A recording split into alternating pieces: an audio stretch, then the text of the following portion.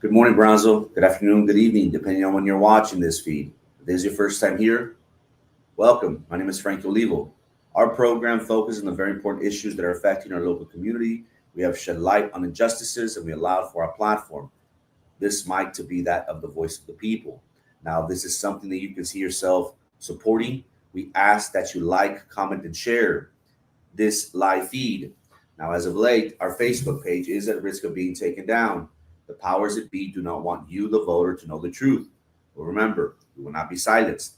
Now, if you're really about the cause and you want to stand up to corruption and you want to hold our elected leaders accountable, well, we ask that you subscribe to our social media platforms. Currently, right now, we are streaming this live program on X, formerly known as Twitter, and on Facebook. We could be found under Frankie Olivo. If you would like to, also, we ask that you subscribe to our personal channel titled Frankie Olivo, Olivo Frankie. Um, but more importantly, we ask that you subscribe to our YouTube channel titled Frankie Olivo TV. Remember, Good Morning Brownsville will come on Monday through Friday at 9 a.m. religiously. So make sure you subscribe to our Frankie Olivo TV channel on YouTube to tune in. We will not be silenced. And always remember, Brownsville, we are forever grateful to each and every one of you for the time and attention that you provide us. Thank you so much for that. How we doing, chat? How we doing? Happy Monday. How was y'all's weekend? Mine has been eventful. As much as I try to rest and relax, it seems as if there's always something. There's always work. I'm always plugged in. I try to keep these away as much as possible, but clients call me, friends call me, the city calls me, the school district calls me. It's never ending. Our phone blows up more than the pizza man. But more than anything, we're very thankful to have the support, the confidence, the backing of our community, who is generally concerned about very important issues. Just to give you all a little heads up, today we'll be talking about your utility bill. Tomorrow we'll be talking about public safety. There have been issues that it seems as if the more we keep on addressing them, nothing gets done about it. It's the same old saying. On Thursday, we do have a very, very important program lined up for you, and it involves a BISD parent who has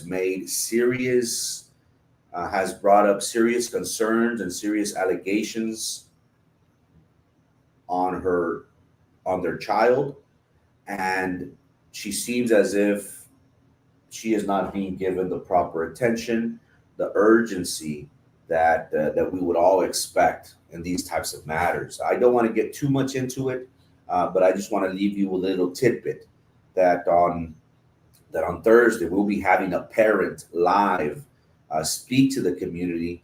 They want their voice to be heard. They did reach out to me this weekend and they said, "This is the problem that I'm going through. I feel as if, they're making me seem like I'm crazy. Help me."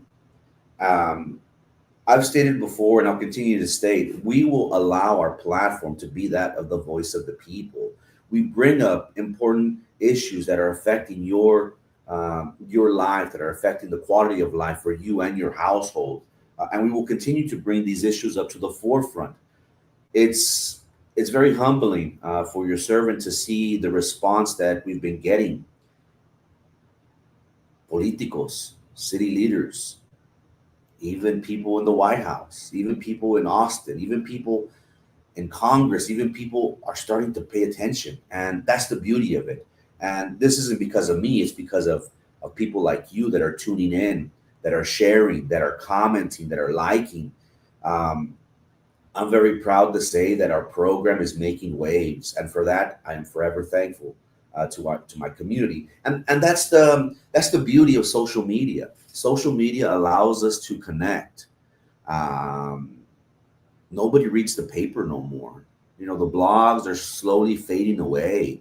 People want to interact. If you have a question, if you have a concern against my person, against something that you are dealing with at the city, county, as the school district, maybe even up in Austin, you can voice your concerns. And I promise you, I guarantee you that your concern will eventually get to the proper channels because those channels plug in. They have people who are listening. So again, I'm forever grateful. It shows us that we are on the right path, that we are doing something good. No matter what happens to my person, to me, I'm very proud of what we've done in the short amount of time. And I promise you, if you're patient with me, if you give me an opportunity, we will do big things. Look at what we've done so far. And this isn't a pat on the back for me. This isn't, no, this is all about you. This is what you have done. So please be patient with me, Brownsville. I am a work in progress, but I promise you, if you give me the opportunity one of these days, I will bring you everything to your feet. I will work for you. I will be your servant, and I'll make noise and I'll fight and I'll be vocal. That might cause me to get arrested. That might cause me to get censored. But at the end of the day, it's your voice that matters. I will work for you if given the opportunity. Slowly but surely, we are working towards that. I myself have personal goals that it seems as if what was once thought of a possibility, they are starting to see more as a reality. I don't want to get too much into it, but there are things lined up, things that people have mentioned to me of possibilities, and the possibilities are endless. So I think it's important for us to continue to stay plugged in, to continue to be vocal. This is the only way, ladies and gentlemen. This is the new wave. This is the new age. Yes, we have agencies such as KRGV, Valley Central, and my respects to them. They have unlimited resources, but they are very careful about what they talk about because, again, their priority is to these government entities because these government entities pay for big sponsorships, and it would be against their agendas to talk bad, not bad about them, but just talk about the issues, the very important issues. And that's where we come in. I think that's the beauty of this program. Again, in the short amount of time, we've been able to make waves. And I've been threatened with my life, I've been threatened with lawsuits, but we're still here. Remember, we will not be silenced. And look, there may come a time where you may not see me on the program no more, but the program will go on. I may be busy, I may be doing other things, but best believe that Good Morning Brownsville and this podcast will continue with or without me.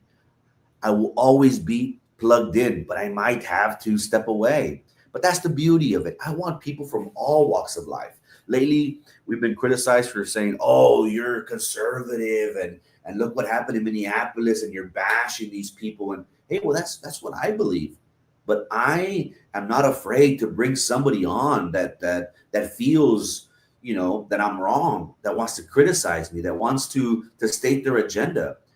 I have told each and every one of you from the very beginning, our program is designed in a way to tell you the good, the bad, and the ugly, to talk about the black and the white. I want to stay away from the gray area.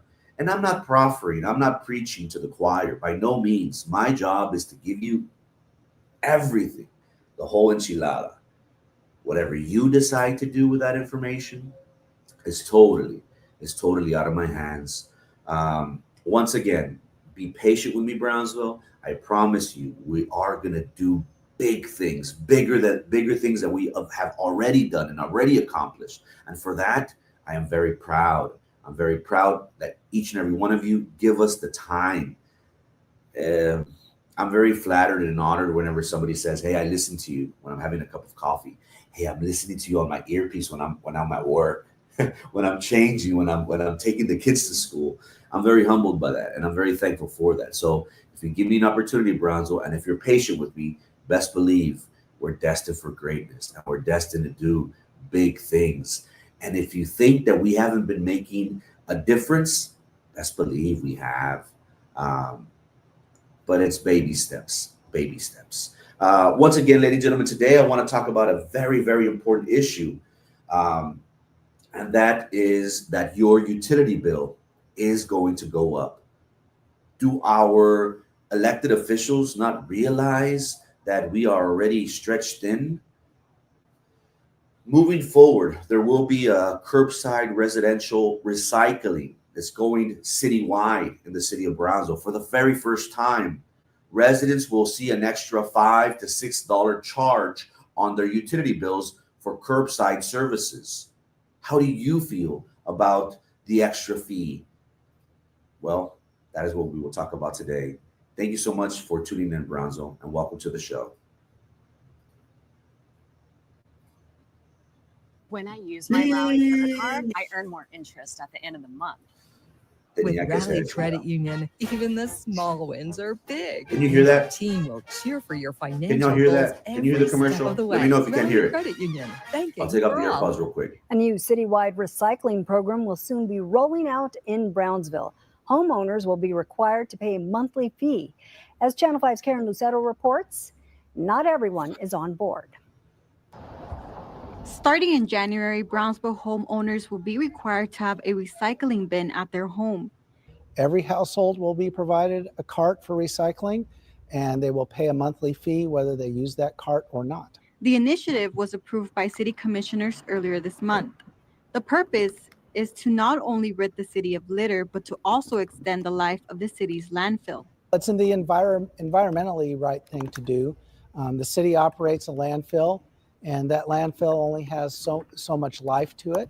The longer we can get that landfill to last, the better for our community. The city will be contracting with Redfish Recycling in the effort. The 7-year contract is worth around $4 million. Homeowners will pay a monthly service fee of around $5 or be added to their utilities bill. We're told money from those fees will go towards paying for recycling costs, including vehicles and drivers. Some residents say any added cost for them is too much. Me parece bien sobre lo del reciclaje, pero de lo que van a cobrar extra, eso sí no. Que aunque sea poquito es algo, ¿sí? Others, like David Squares, say they support the environmental effort. Well, it's a great thing that the community is going to be involved in recycling, and that hopefully this benefits the community as a whole. However, he worries the fee may negatively impact low-income households. It's going to create another fixed cost on families. But the city says the initiative is actually cost-saving. We have over 14,000 residents right now that have 2 garbage bins. And right now they pay over $30 a month for those 2 garbage bins. If they start recycling and they get rid of one of their garbage bins and substitute it with a recycling cart, their monthly cost is going to drop by over $5. His message to residents: I know change is difficult and change is hard, but I think once people start participating in it and they see the value of it, then I think all the community will come around to see the benefit of it. Education to residents about the initiative will begin in October. The initiative itself will go into effect January. In Brownsville, Karen Lucero, Channel 5 News. Now, again, why are city leaders focused on this new recycling program? And look, what is the purpose? Why would any city take this initiative? Well, the important thing to recognize is that any entity, any government entity, any municipality, whenever they have these such of initiatives, their focus is to reduce litter and pollution. Now, they are launching a city mandatory recycling program that will be starting in January of 2026 with a monthly fee that will be added to our utility bill. According to the city deputy city manager, Alan Gard, the initiative is to reduce litter and to help extend the life of the city landfill. Recycling keeps materials out of the landfill, which has a limited capacity. Now, recycling, when we think about it in the broader spectrum, it does support environmental sustainability by conserving, landfill space, lowering greenhouse gas emissions, reducing raw material that are consumed, and generally they keep the city cleaner. At the end of the day, they do want to improve the environment. Back in 2020, the city did expand its recycling services by setting up 4 district-wide drop-off centers, and the intent was to make recycling more accessible across all neighborhoods and to gauge public participation before moving into the residential curbside recycling aspect of this dynamic. Now, are we like an Austin? Are we like we want to make initiatives that other cities have, and it's a great thing. I'm not saying that it's not, because when you really think about it, this is a way to raise awareness. You know, you're having the community participate because you are focusing on creating a broader environmental strategy. The city works with schools, civic groups to educate the public and encourage recycling. And that's what's going to happen starting in October, if I'm not mistaken. There is going to be like an educational phase to where, hey, this is how it works. This is the benefits, to get everybody ready for January of 2026. Now, these programs, they also involve beautification efforts such as tree planting and landscaping to contemplate waste reduction. In summary, pretty much, Brownsville is rolling out recycling to preserve landfill capacity, to protect the environment, to boost convenience through infrastructure improvements, and to drive public participation. The city has already expanded drop-off centers in 2020 and is now preparing for mandatory curbside recycling by early 2026. All of this with the goal of making recycling accessible, effective, and aligned with community sustainability. Now, again, I don't want to seem as if I am being negative. I don't want people to say, "Oh, you see, people are always quick to bring others down." When you talk about cyclobia, when you talk about promoting health and wellness, you're always quick to say, "Oh, that doesn't work here. We're not in Austin. We're not one of these green cities that focuses on our health, unfortunately, that focuses on initiatives such as recycling." Are there people in the city of Brownsville that do focus on recycling? Yes, 100%. 100%. But when we look at the bigger spectrum, the main focus here that I want to stress is what Montelongo is saying, mandatory. Why is this being mandatory? Why are we forcing each and every household, each and every PUB customer this extra fee? Now, I know what you're thinking. You're thinking, "Oh, Frankie, it's just $5. It's just, it's just a little extra. It's a cup of coffee." We had the city of Brownsville entertain the idea of increasing the property tax rate earlier last month. There was no news of this. There was no advertisement. There was no publication of this information. If it wasn't for former Mayor Trey Mendez, who posted it on his page and said, "Hey, are you aware of this?" The community, we wouldn't have known that this was going before the commission. I openly addressed City Commissioner at Large, Dino Villarreal, and I said, "Hey, when did you know about this?" And he said, "Oh, well, we did we went through the proper channels. I learned when all the commissioners knew. We gave the 72-hour notice by law, and this, that, and that." And I said, "Yes, but did you make the announcement? He's got a podcast. Did he say it on his podcast? They're using Brownsville Online, the Facebook page that has many followers, that they use that platform to educate, to promote, to say, hey, this is what's going on." No, we have a disconnection. We have a disconnection with city leadership. When we really think about it, and talk about the issues that are important to the people of Brownsville. To the city commission, $5, $6 might not seem like a lot, but to some people on a fixed income, it really is. And I know what you're thinking. Oh man, you're squeezing this, man. Let it go, let it go. I have the benefit and fortune of working with the elderly population, with individuals that are disabled and rely on social programs. My job is to find them the maximum amount of benefits based on the level of assistance that they are given from the state. And I can tell you, I help these individuals apply for the Medicare Savings Program, for Medicaid, for any type of assistance.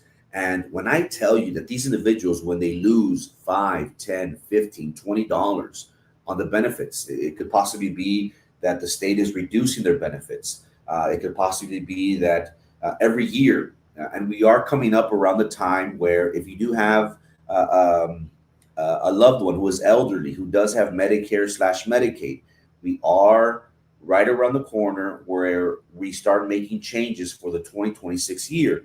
And it's important for us to review what their current benefits are and what changes, if any, are going to take place in the following year. My job is to educate. Hey, these are your options. What's best for you and your household?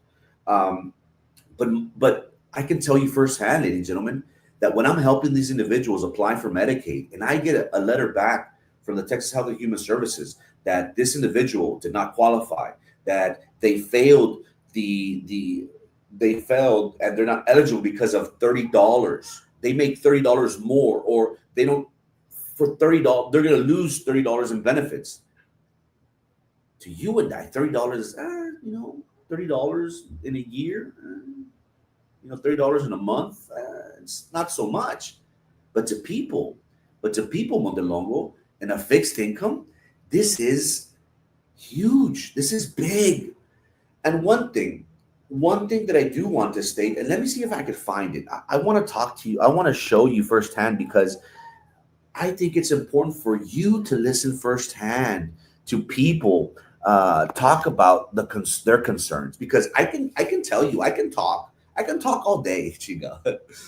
I can talk, but what's important is for you to hear straight from the horse's mouth, straight from people that are saying, this isn't manageable. I can't manage.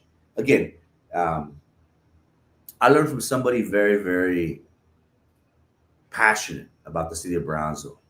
And he always mentioned to me, lo que yo diga sale sobrando. What's important for us to recognize is that we hear it from people that are dealing with this on a daily basis. And I think that's something that the city commission doesn't, they're not in tune. They're not in tune. During the special hearing for the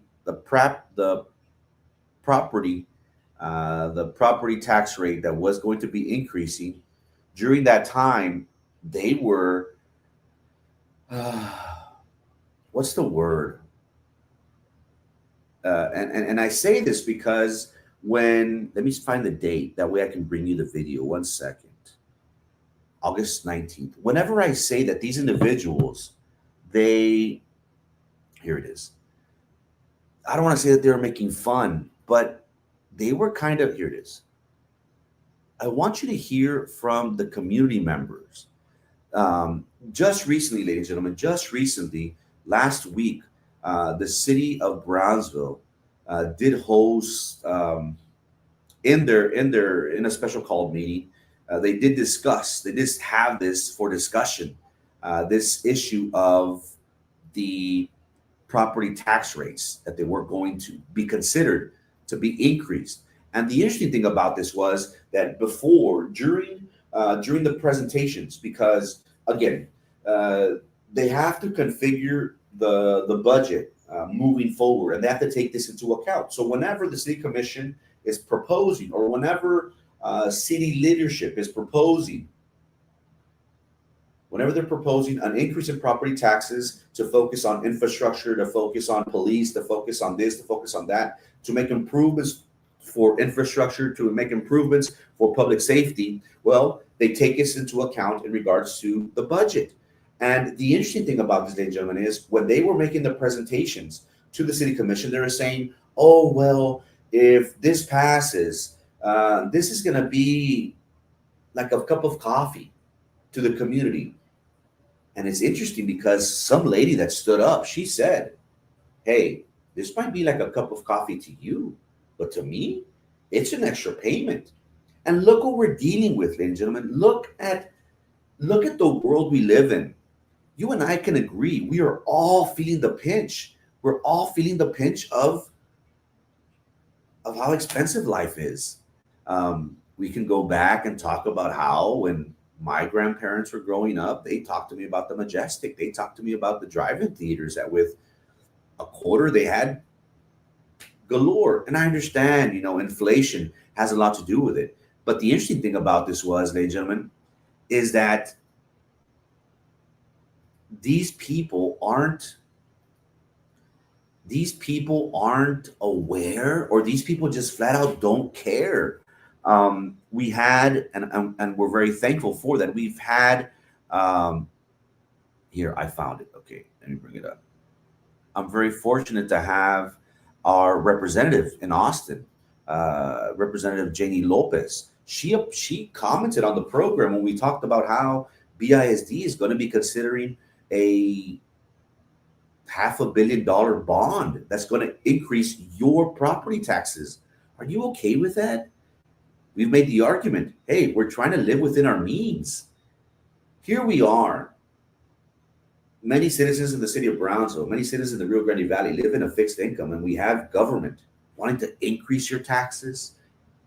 And they're using it in a way to where they're talking about the children. Don't you want the children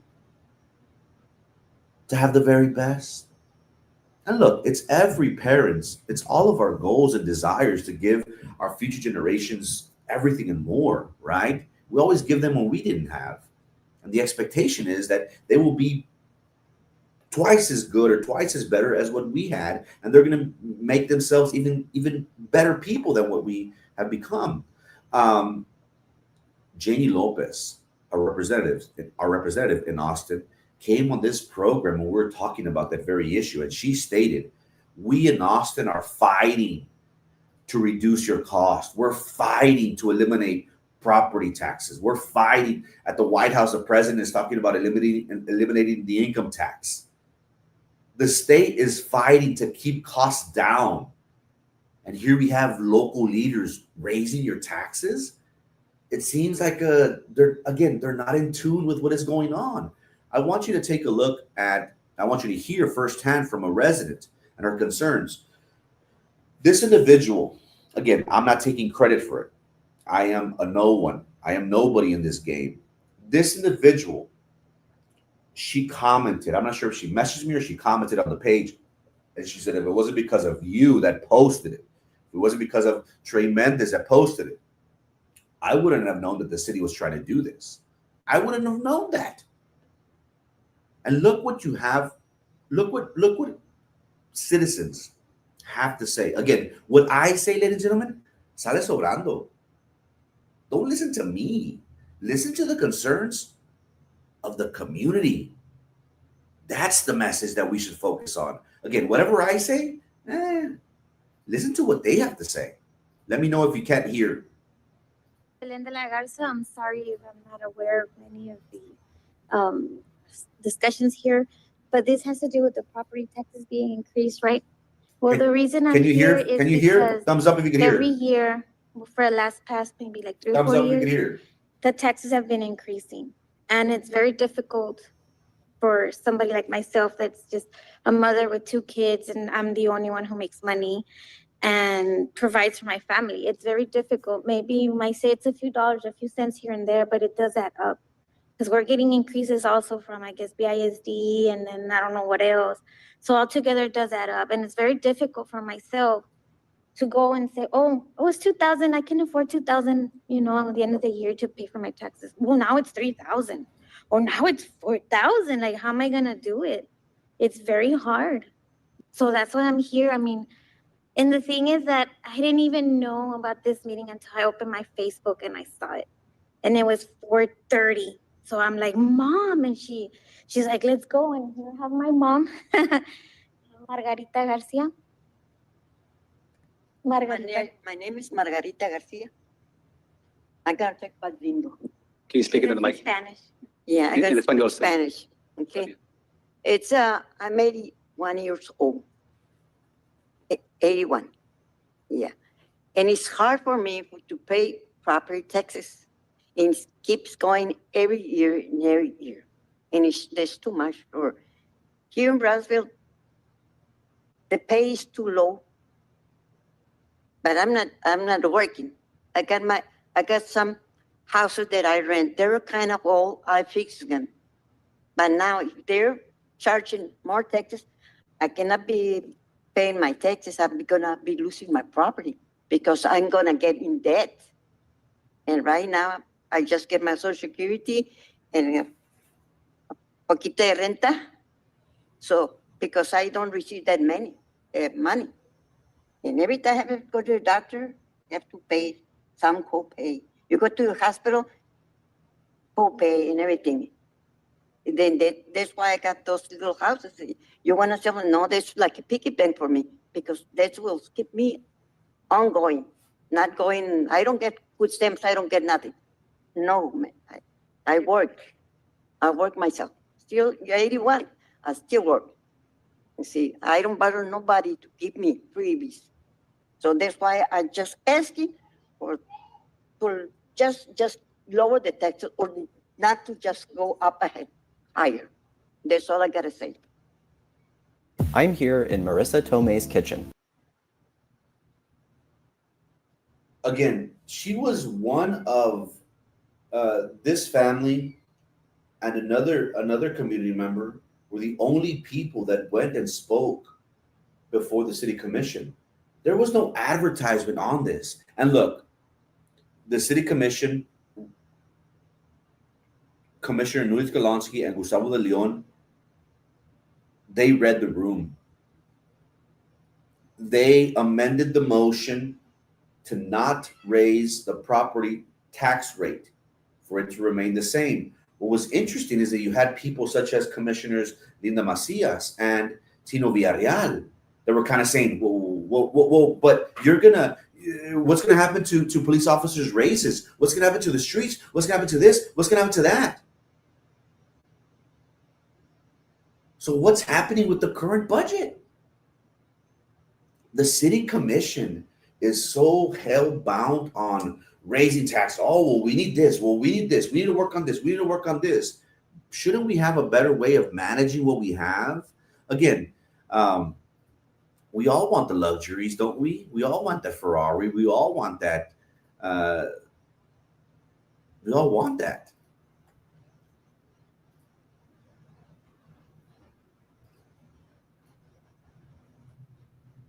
And keep paying taxes, and I cannot be afforded. I'm gonna lose the property.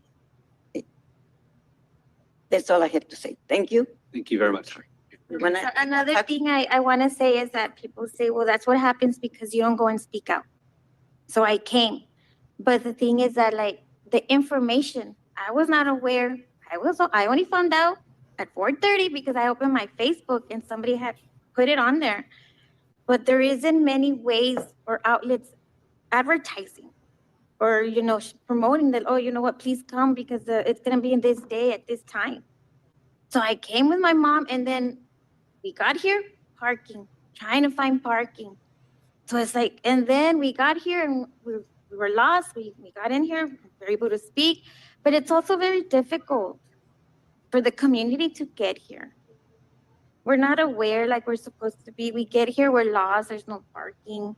We finally in here and I'm like, what's going on? I'm able to speak to people. They give me an agenda. We're trying to find our place in the agenda, figure out what's going on. And well, I mean, fortunately, I'm here, but it is kind of difficult to get here as well. I don't know if they could do something to make people more aware. I thought there were going to be more people like speaking out, but I'm guessing not.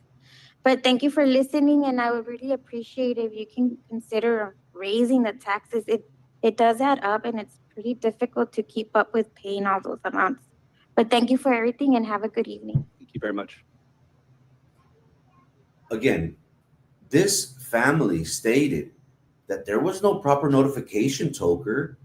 The city did a half-assed job of letting you know that this was going to be considered. In my opinion, if this family and another lady that, oh, here she is. I do apologize. I want to bring her up because she makes a very interesting point of what she has to say. Mine, the infrastructure, nothing was done. We finally in here, and I'm like, what's going on? I'm able to speak to people. They gave me an agenda. We're trying to find our place. So, in my opinion, if this families and the community member that speaks after this family, if they didn't come out, I honestly believe that this would have passed and they would have raised your taxes because nobody was there to make us think of this. And the way the the commissioners addressed their questions, they were going to use it as, oh, we're going to raise your taxes because we need to pay cops, we need to do this, we do that, we do this, we do that. Listen to what this person has to say. Good afternoon. My name is Marie Erisuris. Earlier you mentioned it's just a couple of copies. Can you listen? Well, for some, not for the whole community as a Thumbs whole. up if you can listen. 1% makes a big difference because the property value is not set as a fixed amount. It increases every year. As it is from last year, the property itself, the land increased about 20,000. Mine, the infrastructure, nothing was done. I bought this house, single mom with one child. The infrastructure increased 34,000. So as a whole, it's almost 54,000. That 1% makes a big difference. And I'm speaking about the whole community as well. I hope you take that in consideration. Okay, thank you. Thank you, ma'am. Did you hear what she has to say, fam? She said, yes, this might be like a cup of coffee to you, but to us means a lot. And the thing is, ladies and gentlemen, correct me if I'm wrong. Again, I may not know it all. Taxes, the way they work. When do you remember for your taxes to be reduced and reduced and reduced and reduced? When's the last time? When can you say, man, este año nos fue muy bien, comisionados, los del BISD, no aumentaron nuestras taxas. Al contrario, no vamos a pagar taxas de lo que estábamos pagando. When's the last time?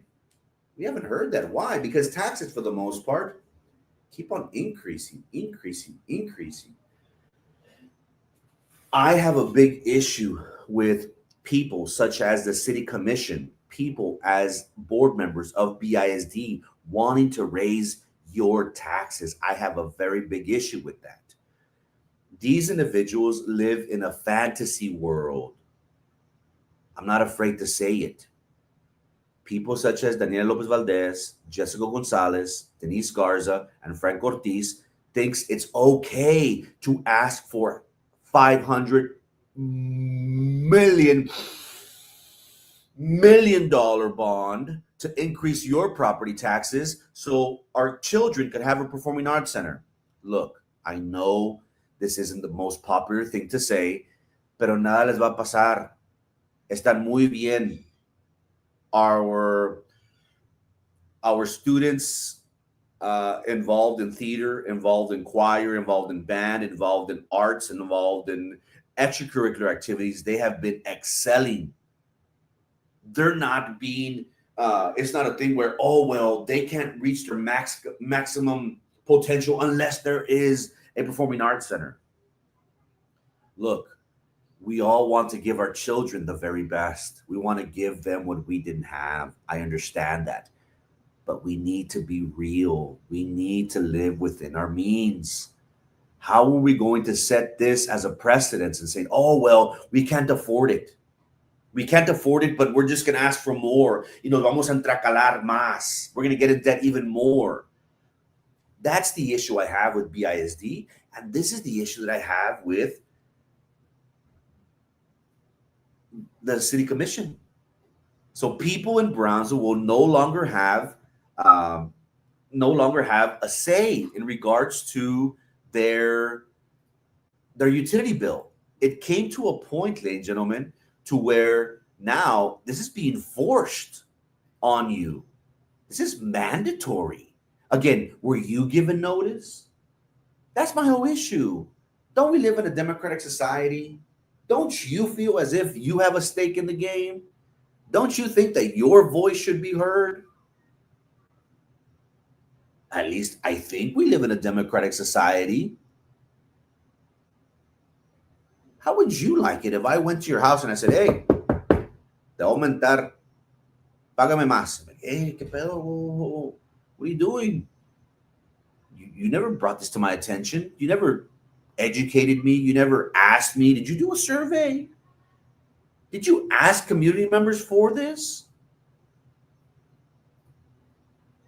Again, starting in January 2026, Brownsville homeowners will be required. It's not a if, ands, or buts. They will be required to have this bin, this blue, or no, not blue, this red bin outside your house. We don't care if you like it. We don't care what you think about it. It's going to happen. Okay? If, ands, or buts, it's going to happen. Now, this happened in August. The city goes on to say that, we don't have a recycling center. It's why they're contracting with Redfish Recycling in the effort. The 7-year contract is worth around $4 million. This isn't right in my eyes. Again, do we want to promote being clean, being green, focusing on the environment? Yes, by all means. But there's other ways to go about it. There's other means to go about it. What bothers me, ladies and gentlemen, is that we weren't asked. Were you asked? Was there a survey? Did people go knock on your door and say, look, what do you think?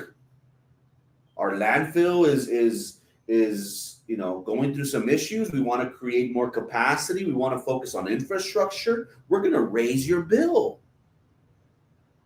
What do you mean that I'm not going to raise my bill, motherfucker? What the fuck do you mean? What do you mean, dude? Rosas, when we talk about PUB, what do we think of? Honestly, whenever you ask a random individual, in the street, what's your thoughts on PUB? What's the first thing that comes to mind? Do they say, oh, this is a great company and they've been in the city for many years and oh man, thanks to them, no, hombre, yo tengo luz, mira. I'm thankful to PUB, no, hombre, me han salvado la vida. What do we hear from people? They stole from us. Rosas, they say PUB is a monopoly.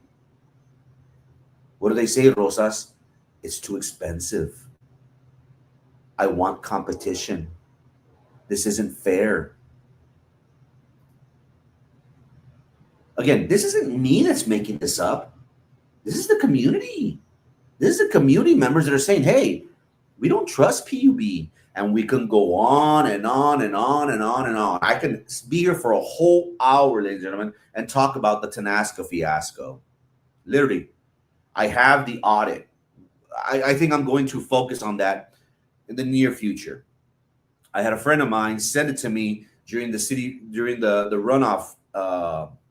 runoff races, and I didn't address it. I should have. We will address it in the very near future. I have the audit in front of me. How much money was stolen from the citizens of Brownsville. We were lied to.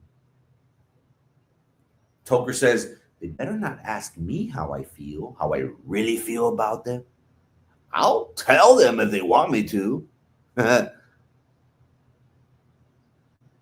Again, I don't want you to think that I'm this negative person. There's this idea that, oh man, that guy just goes on and blasts people and this and this. No, I'm talking about genuine concerns that community members have. This isn't me. Again, we're thankful that we could find $5. We can find $6 a month. We'll figure it out. But it's the principle behind it. Now, many people can make the argument and say, oh, well, that's why city commissioners, that's why they get elected. They get elected to make those tough decisions, those decisions that no one wants to make. Don't you think that you want representation? You want somebody that's going to advocate for you, someone that's going to fight for you? When I think of an attorney, ladies and gentlemen, and me, I serve as an authorized representative for many of my clients in regards to them applying for benefits with the state of Texas, the Texas Health and Human Services. They give me the authority, their permission for me to speak on their behalf, for me to submit the application. If the state has any questions in regards to the application, my client's finances, to their current living conditions, to see what kind of property they have in their possession, they give me that authority. And they say, you make it happen. Fight for me. Give me as much benefit as you can. It is my job to ask questions. It is my job to say, hey, look, my client last year had this level of Medicaid. She had MQMB. Now she dropped to a QMB, all for $20, all for $10. What can I do? Do you suggest that I submit the application again? Maybe you want me to submit their financial records, their bank statements, to show you that this person really is in need. I have that benefit of my clients, and I fight for them, and I advocate for them, and I ask those tough questions, and I'm on the phone all day. Why? Because they allow me the privilege, the opportunity to be their authorized representatives. Shouldn't that be the case with our city commission? Shouldn't they advocate for you? Shouldn't they fight for you? Shouldn't they say, hey, whoa, wait a minute, Torito, wait a minute, Torito. Let me look at how it's going to affect my people. Let me talk to my people. Let me hold a town hall. And that's the thing with these politicos. They say, oh, well, transparency. I'm going to do this and I'm going to do that. And vote for me. Porque, pues, ay, yo, community fight. I'm a fighter. That's okay. I hate the politics lingo. I really do. Because when it comes down to it, yeah. What? You can't afford $5. ¿Eres pobre o qué? Again, it's the principle behind it. We had an issue that I just spoke about. We had an issue with the city of Brownsville not properly communicating of the potential, of the possibility of your taxes being increased. That boils my blood. I hate that because they were going to slip that right under our noses. Oh, nobody showed up and spoke about the property tax rate. Pues that means que pues nobody cares. Y pues if nobody has nothing bad to say about it, well, I guess we should pass it. Because according to Linda Macias, we need to pay the cops. We need to do this. We need to do that. We need to. Then what the hell are you doing with the current budget? Again, I want a Ferrari, I want a Lamborghini, but Frankie is eating marucha and burritos every other day porque Frankie no tiene feria para comer at Liam's and eat at all these wine, finey, dancing places. I live within my means. I would love to eat Roadhouse and steak every day. A veces es atún con mayonesa y así con la nariz tapada porque, ay, cabrón, dale bien. Gacho, pedo. We live within our means. Shh, no me descubras. I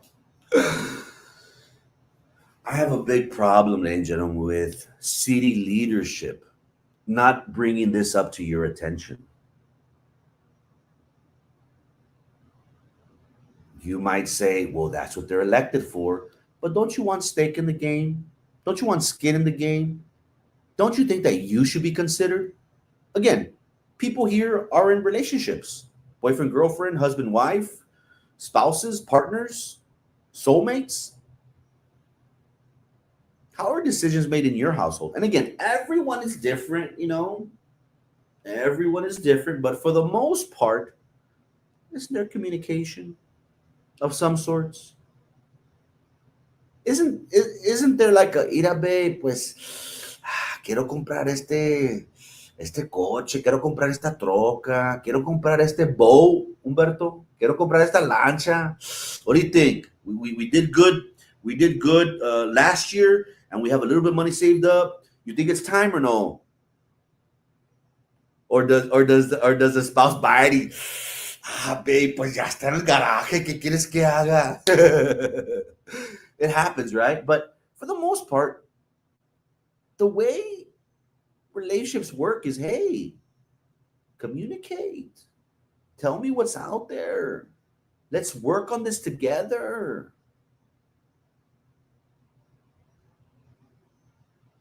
It's very important for us to have leadership in office that are going to have that communication with you.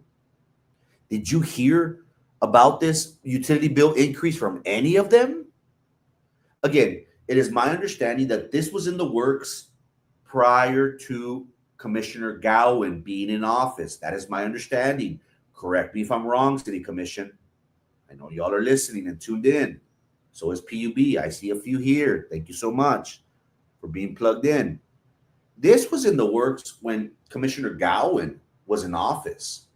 Was this a favor to someone? Essentially, what's happening is that the recycling centers in the city of Brownsville are closing. They're being affected by this. They're shutting them down. Again, that's capitalism, right?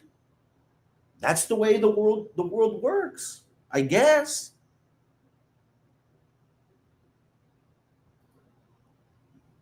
But again, it goes back to the principle. $5 to us may not be a lot, but if you heard that community member that spoke after the family, she said a cup of coffee to you might seem insignificant.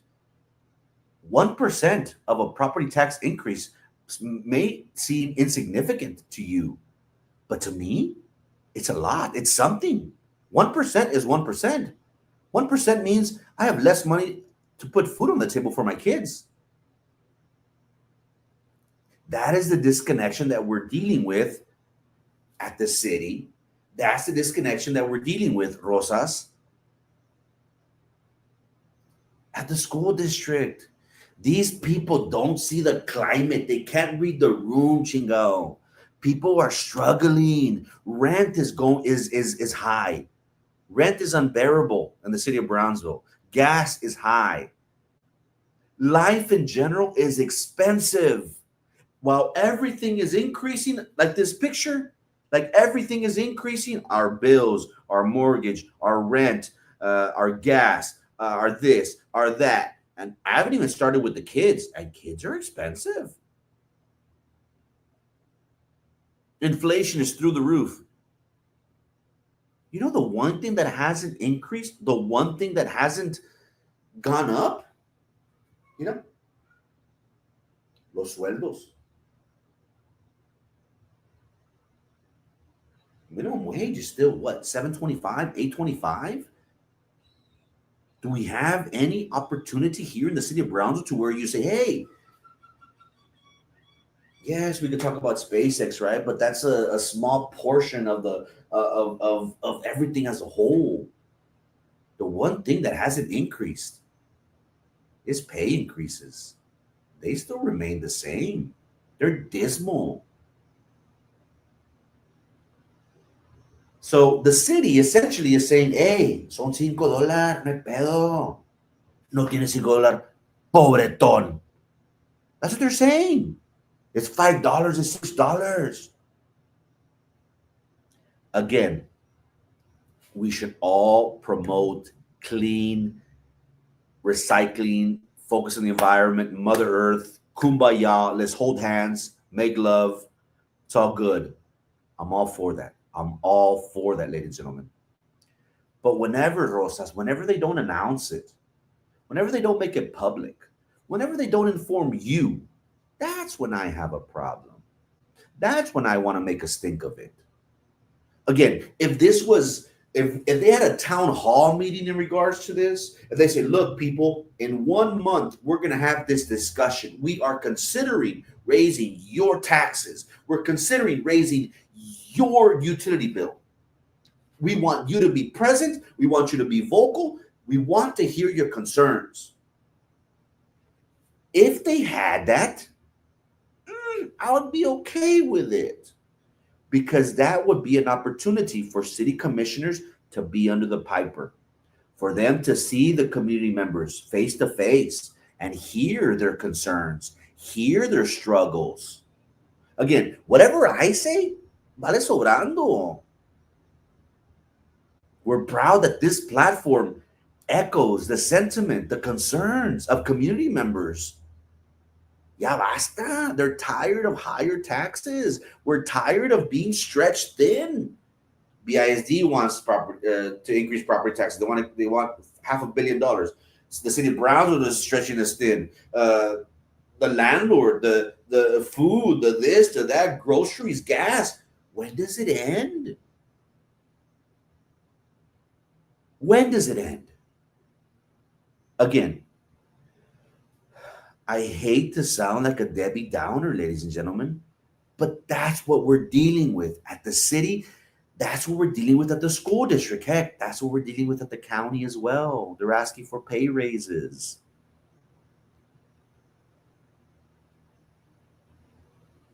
I'm surprised no me han salido canas just yet. Now, let's look at it.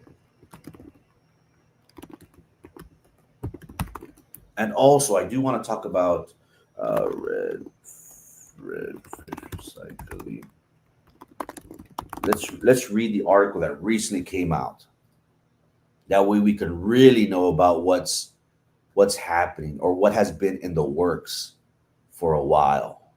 I'm seeing your comments. I'll get to them momentarily. Let's see, where are we?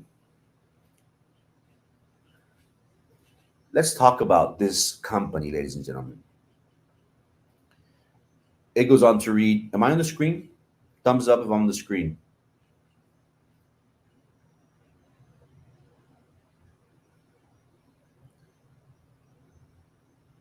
Okay, good. I'm on the screen. Thank you so much. It says, again, this goes back to mid-August. Curbside service a first for Brownsville citywide recycling. Rose Timmer, shown August 7, 2025, works for Redfish Recycling and is a long-time advocate of citywide curbside recycling for Brownsville. It finally launched after multiple pilot programs over the years. It goes on to read, curbside residential recycling is going citywide in Brownsville for the first time. On Tuesday, city officials were on the verge of delivering a signed contract to Redfish Recycling, which already offers the curbside service on a subscription base of $15 a month per household for Brownsville and other communities through the citywide services, which cost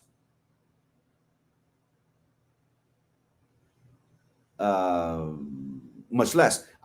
Excuse me. I believe all parties are ready to sign and look forward to it. First time ever, citywide recycling. Every resident, excluding at first residents of multifamily housing, will receive a bin specifically for recycling materials, metal, plastic, white paper, and cardboard. No glass or styrofoam. There will be an educational program that we're hoping to kick off October 1st with the services going live January 1st. During that period, pickup routes and days will be established and residents educated on what not to put in the bins. That's super important, Guard said. I've worked in a number of cities. Many households that use 2 bins for trash pickup each week should be able to eliminate one of those bins once curbside recycling starts. A lot of what's thrown away is recyclable. Residents will see an extra $5, $50, or $6 charge on their utility bill for the curbside services. Rose Timmer, a longtime advocate for curbside recycling who has overseen recycling pilot programs in Brownsville over the years, works part-time for Redfish, which launched 2022. It's not a pilot. Timmer, who is in charge of educational outreach in advance of the rollout, said each Redfish bin will be tagged to its particular house and that pickup will take place every other week around the city. Apartments, we created about 20 jobs. 20 jobs, ladies and gentlemen. Not 200, not 2,000, 20 jobs. And they're going to get $4 million for that. Redfish is working to expand residents in the hope it finishes. I hope that it will make our city cleaner. A lot of the stuff that's in the streets is recyclable. They say about 80% of what you put in the trash is recyclable. Again, yes, that is Rose Timmer, who has tried previously to get this done. Now, again, why are you bringing this up, Frankie? And people say, chingado, Frankie, siempre te metes en pedo, chingado. You don't talk about it, güey. Ya, cállate la boca.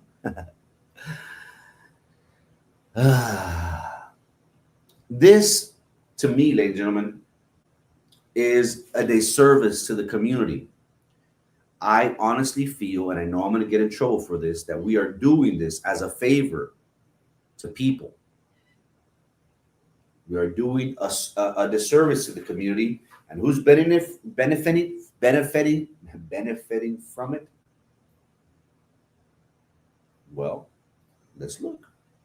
Let's look to see who stands to benefit from this.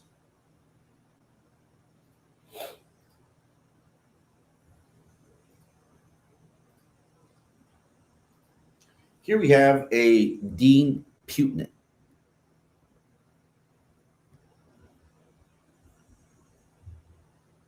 Dean Putinant. I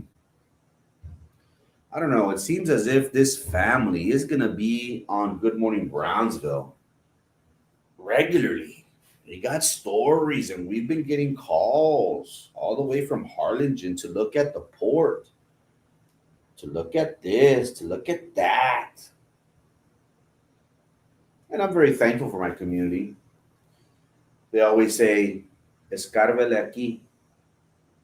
Look into this. You may want to focus on this. Ask your people, ask the community to answer this question for you.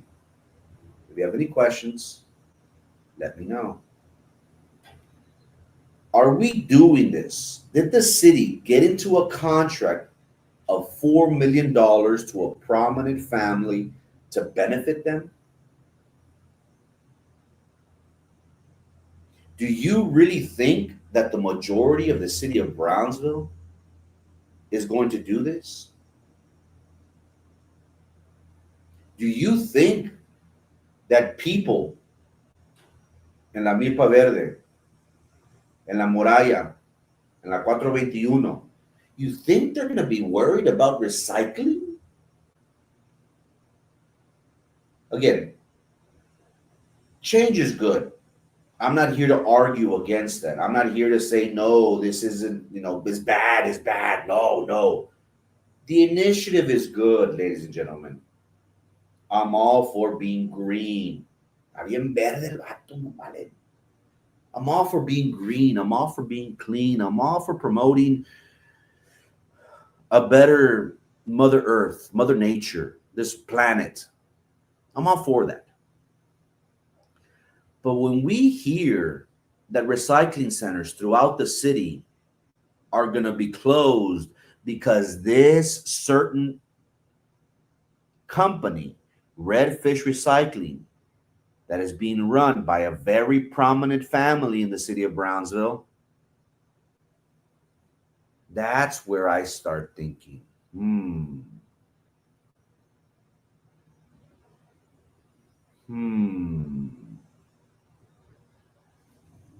is there something here? Why are they getting the benefit? Why are they making it mandatory, Ortega? Do you have a say? Can you choose? Are they giving you options, Ortega? Do you want to pay this extra fee? No. They're saying, good golly gee, the sky is blue today. And guess what?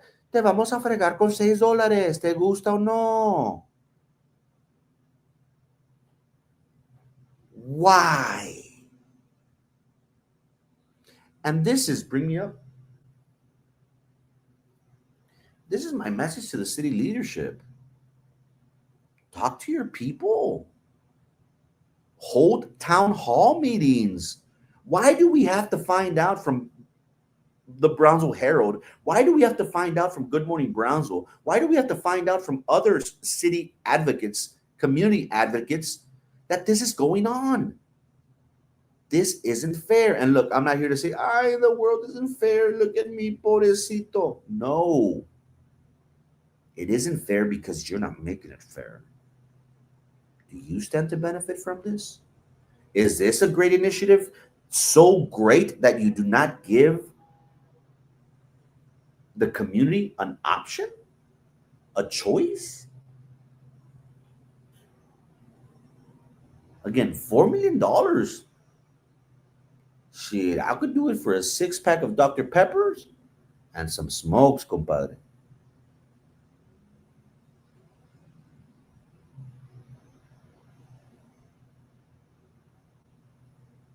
So essentially, these people are saying that you're going to do this whether you like it or not. And they're going to receive $4 million. You know? Cha-ching, cha-ching, cha-ching, cha-ching, cha-ching, cha-ching. Haven't this family already benefited from the city of Brownsville?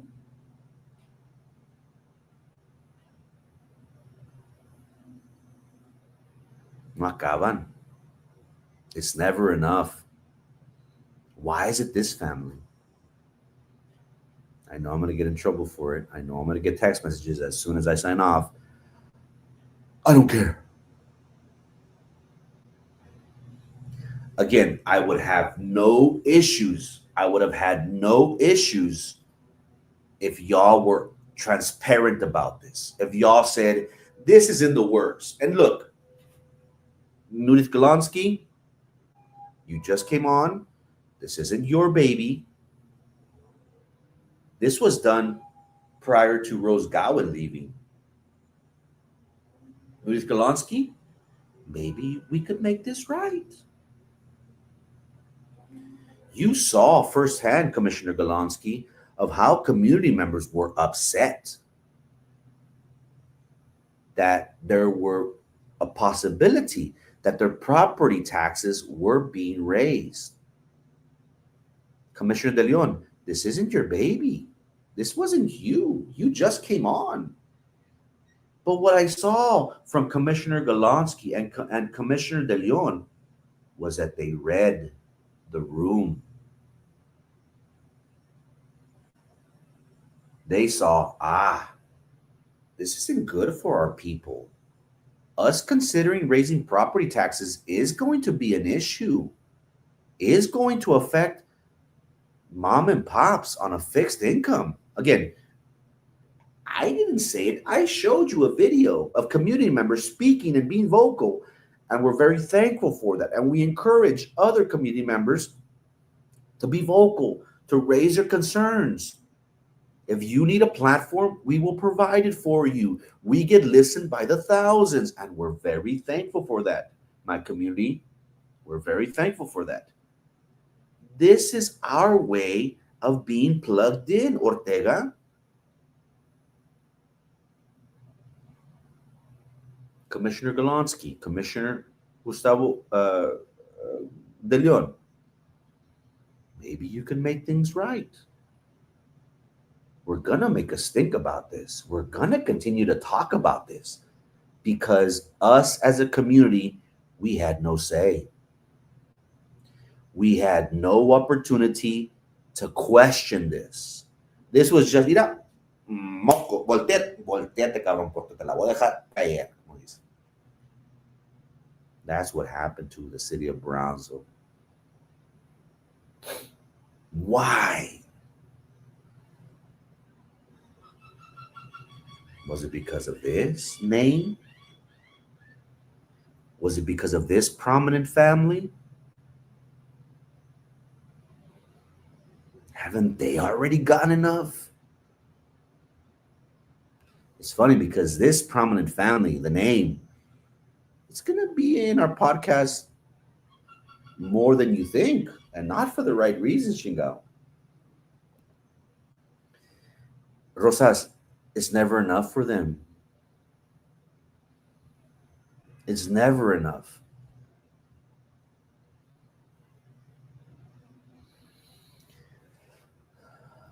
Gamboa, that's what happens when you privatize public government duties. Isn't that what you desire, Frankie? I'm all about information. I'm all about making decisions as a whole for the better good of the community. What I'm about is relaying information. I want your concerns to be addressed. I want your questions to be answered. That's what I desire. That's what I'm about. If this was an issue that was presented to the community, if they had, I don't know, a survey of 1,000 people in the city of Brownsville and 60, 70% came back and said, this is what's good for the city, it's hard to make the argument against, Gamboa. It really is. Why? Because that means that the city commission did its due diligence. That's what I'm about. I want people to have skin in the game. I want them to have a voice. At the end of the day, you and I may not agree. You and I may be on the opposite ends of the spectrum. But if things were done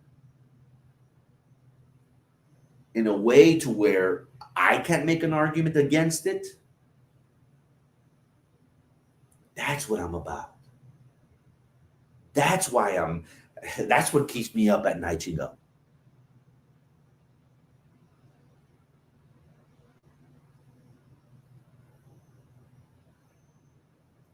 Why are they doing this? Why are they shoving this down our throats?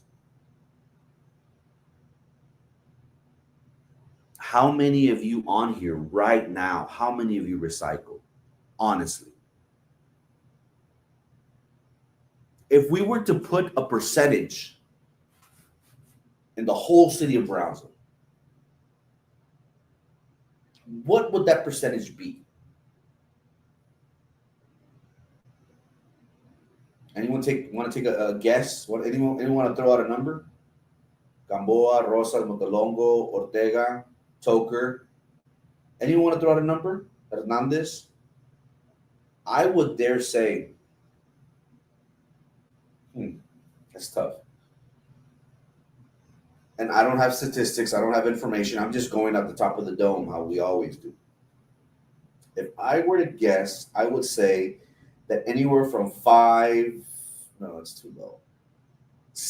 to 10% of the population of the city of Brownsville recycles. Seven to 10%. Rosa says 5% recycles, the other 95 doesn't. Okay, so we're on the same page. I said 5 to 7. You said 5. Toker says 2 people. 0.000000001% of the population recycles. Well, the logo says 5%. Again, I understand what they're trying to do, because whenever you start something new, you're shocking the system, right? That's essentially what you're doing. You're shocking it to where, hey, whoa, we're not used to this. We don't like this. Things take time. But when you have a population of 5 to 7% that recycles, you're making everyone foot the bill for this. That's what I have a problem with. That's what doesn't just sit right. We weren't brought up that way to recycle.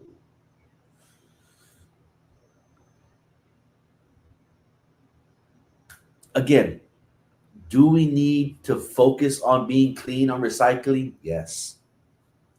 1000% MOB art. I agree with you. My problem isn't so much wanting to implement this. I think it's a great initiative. I think we should all strive to being green, to being clean, to recycle.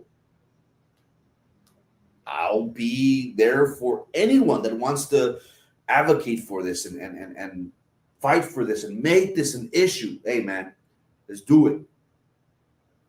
My issue is we're being forced. My issue is I wasn't asked what I thought. And look, I'm a common person. Maybe I'm an insignificant person compared to the city commission. But what about the residents, the rest of the residents? Should they have a say? That's my problem, MLB Art. We weren't given an option. Heck, we didn't even know about this. If it wasn't for that story on Brownsville News, we'd be like, what the fuck are you talking about, dog? What? Were they going to charge me what? $5, $6? What? Say what? So you mean to tell me I don't have an option? Okay, that's fuck. I wasn't informed. Oh, fuck. And then I don't have an opportunity to go before the city commission and address my concerns, address or ask questions. It's just, ten, toma, ya vete, sas. That's my problem. That's my issue with this. And I'm going to continue to make it an issue.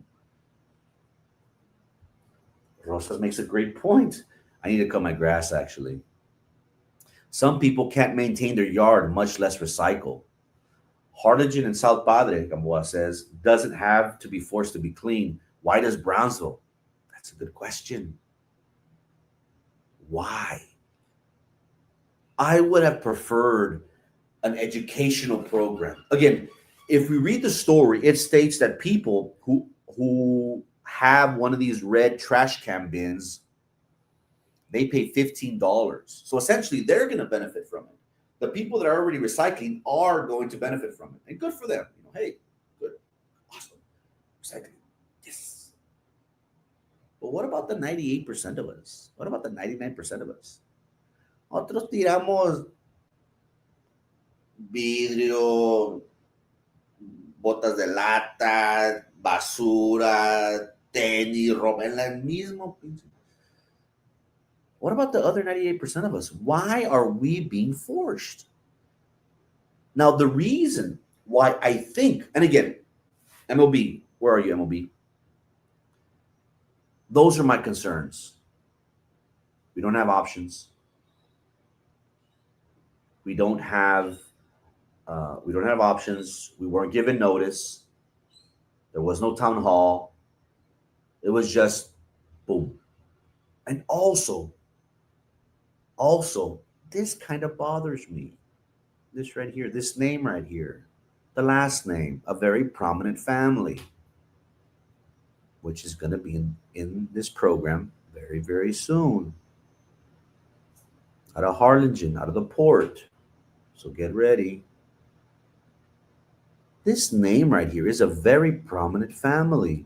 Why are they given a contract of $4 million?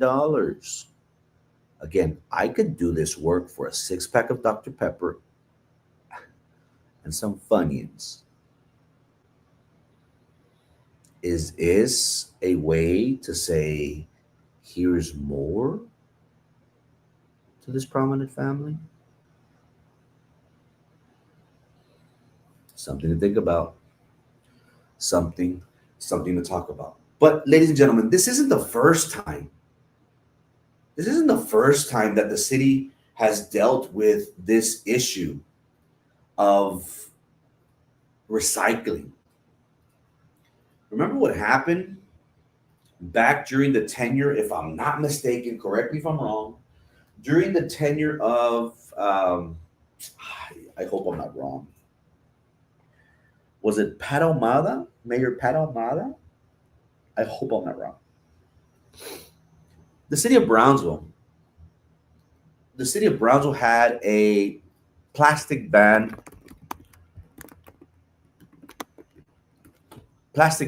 on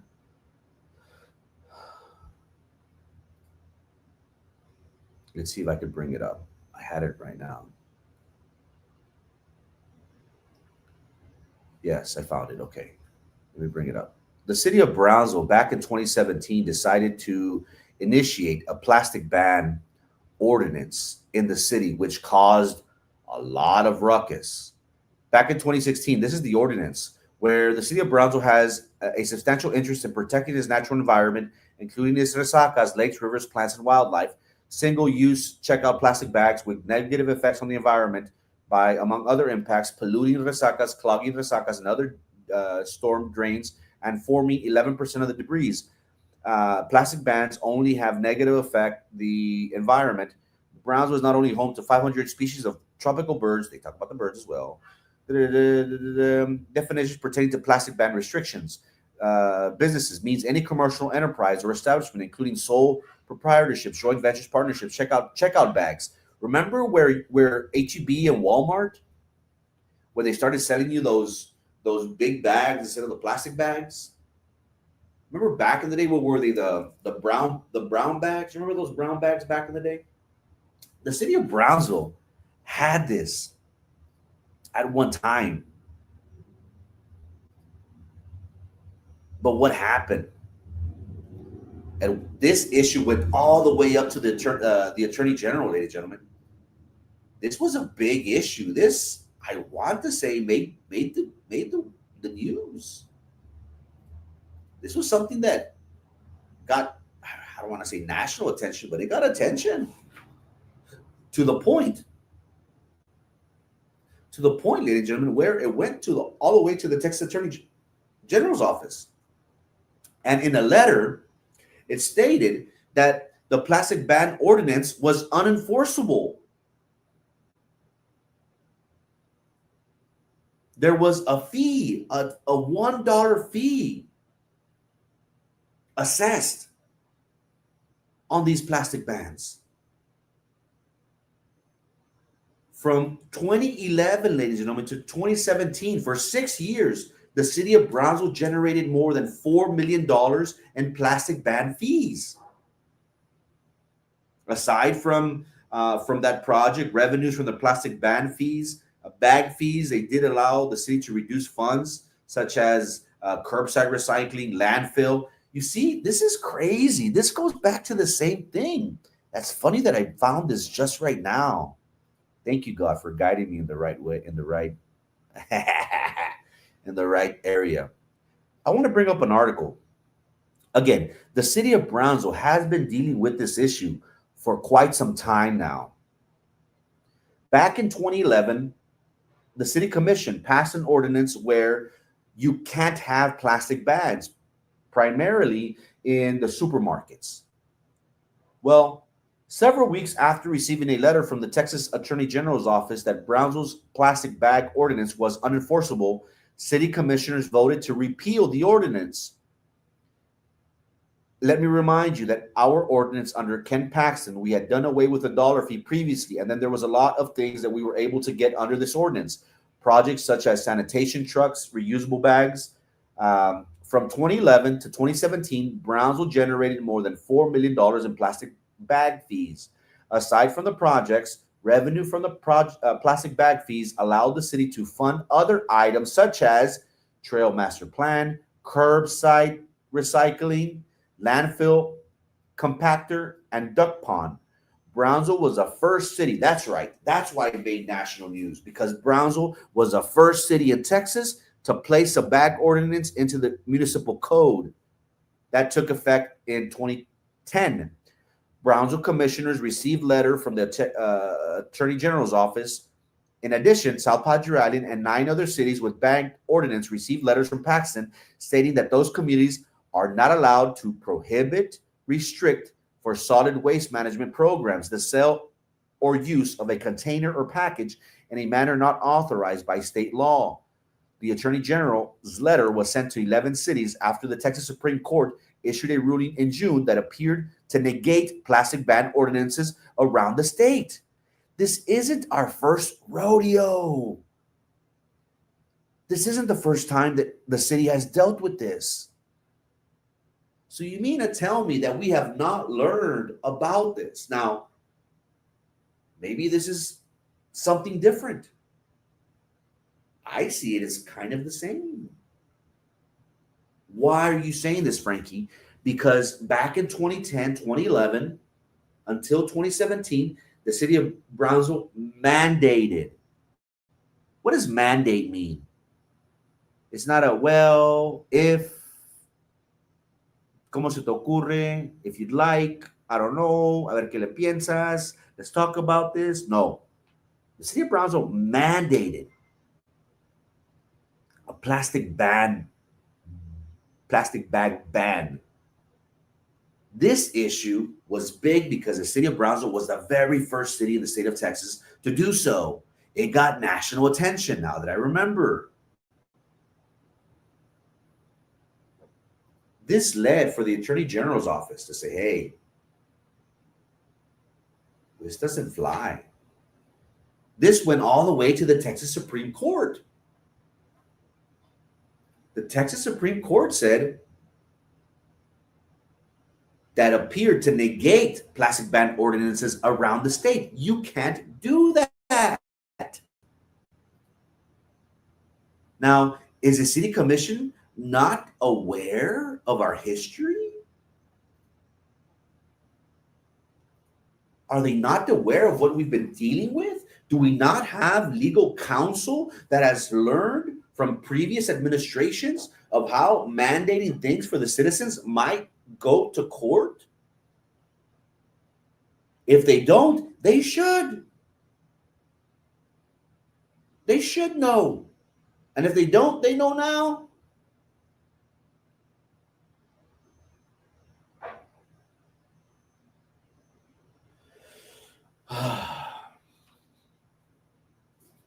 It seems as if the more things change, ladies and gentlemen, the more things stay the same.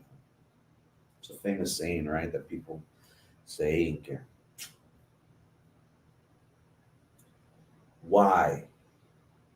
Why are we doing this? Why are we increasing your utility bill? Why is a prominent family named Putinit getting a contract of $4 million? Why that family? Why can't it be someone else? Why isn't there competition? Why were the citizens of Brownsville not made aware of this? Why was there no town hall about this? Did you know about this firsthand? Or did they just drop it on you like something out of the sky?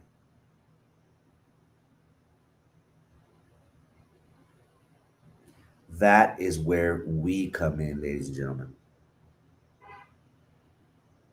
The city commission has shown you, my people, you, the constituents, that they don't give up. about you. If they cared, and look, you're going to say, Frankie, pues no andabas ahí, que Golonsky, de Leon, da, da, da, da. Well, yeah. Once they're caught with their hands in the cookie jar, once they were caught with their pants down, well, yeah.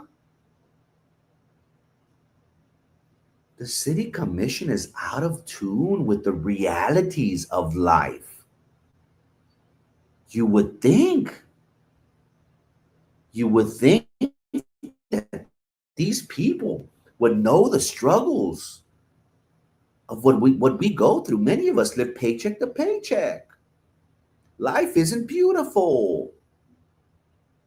Now, I will dare make this challenge, and this goes to all the city commission. You don't think $5-6 is a lot? You don't think $5 or $6 is something that we should, I don't know, complain about? Well, I challenge each and every one of you on the city commission for the city of Brownsville. Give up your paycheck.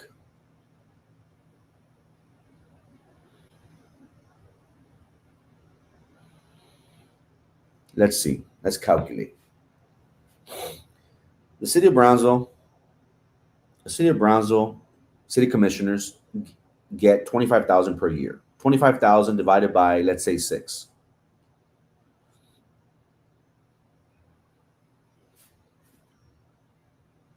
We have what, 6 commissioners?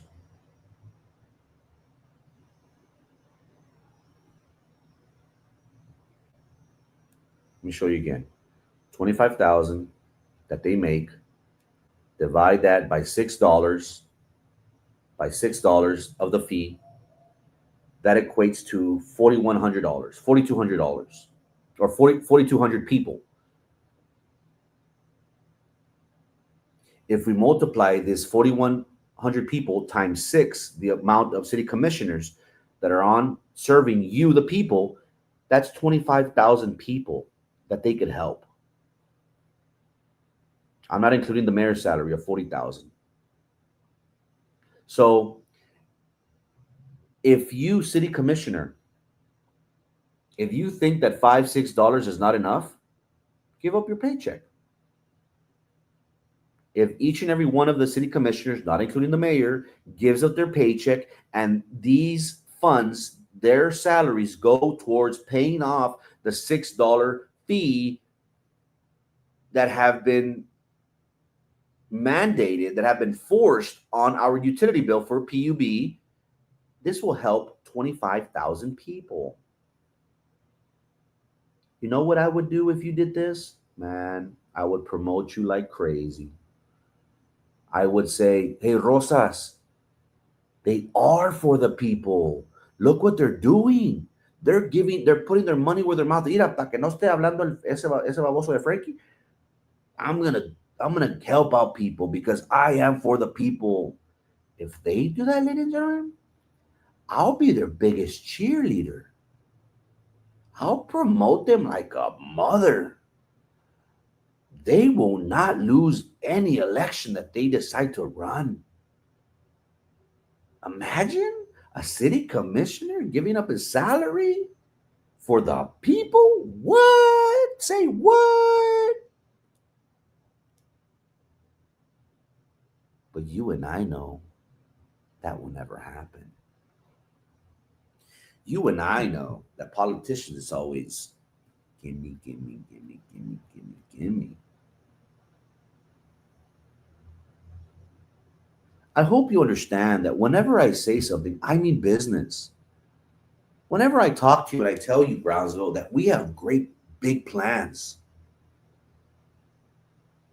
Whenever I tell you that I have aspirations to be your servant, to be your voice, to be your fighter, to risk my life, to put my neck on the line for you, I genuinely mean it. And I genuinely hope that you believe me.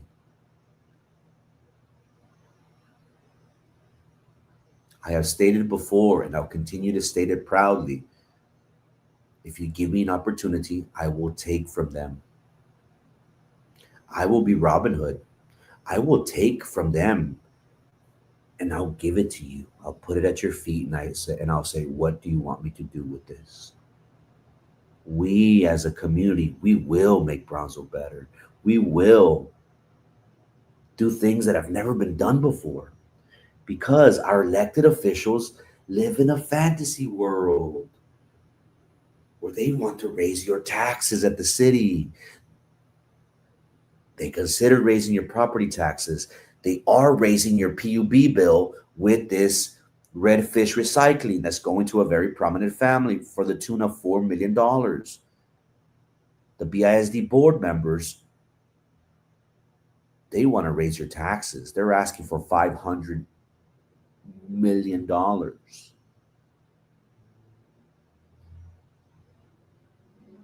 If you give me an opportunity, Brownsville, I will fight for you. Look at what we've been doing on limited resources. We've been making waves. People are listening.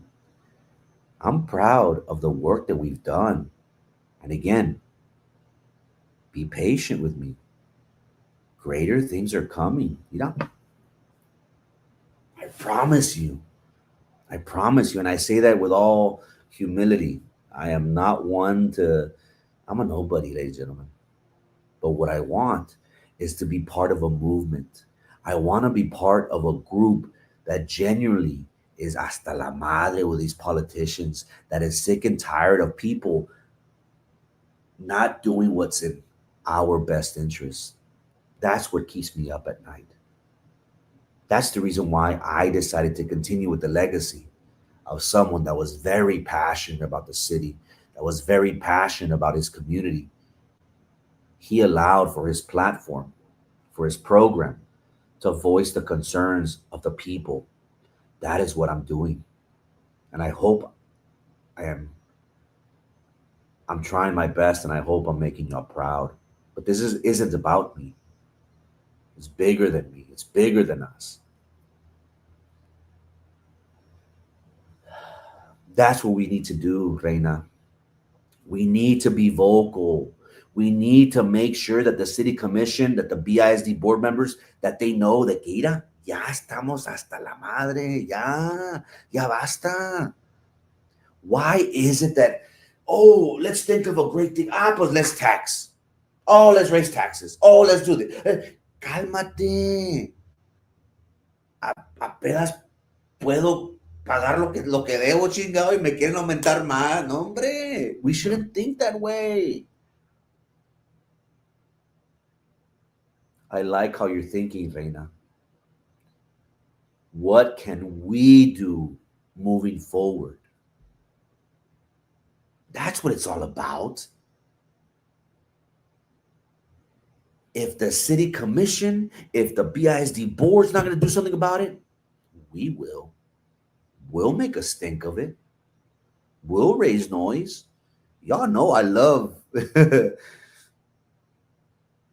I love this stuff. I live for this stuff. Because at the end of the day, what I'm all about is giving you a voice, improving your quality of life, making sure that our future generations have opportunities that we didn't have. Many people laugh at us and try to discredit what we do. But we got a great thing going. And I promise you, Reina, if we can get enough people, if we can make a bit of a noise, we can make this go away. Because at the end of the day, we need to remind the city commission that we're in charge, that they work for us, the people, that seat is not theirs. They're holding that seat for us, the people. I like how you think, Reina, because that's the way we should all think. What can we do, Frankie? Again, I encourage city commissioners. We will be continuing to bringing this issue to the forefront. We will make noise of this. Why? because we don't think that this is just. We feel as if this is a huge disservice to our community moving forward. Why? We don't have an option.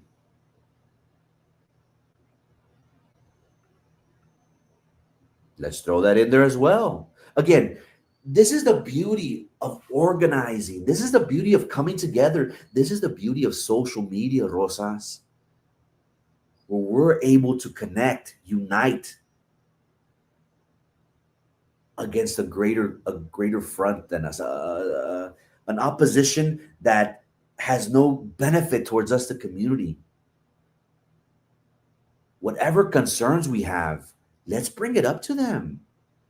And look, they watch.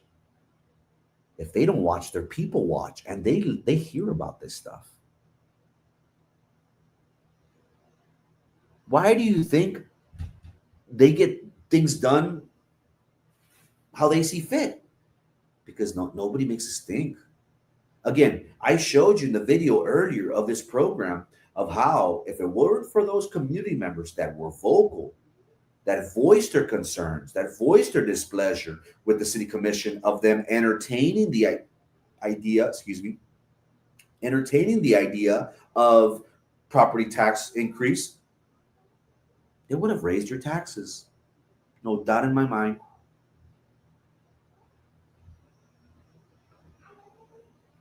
No doubt in my mind. Reina,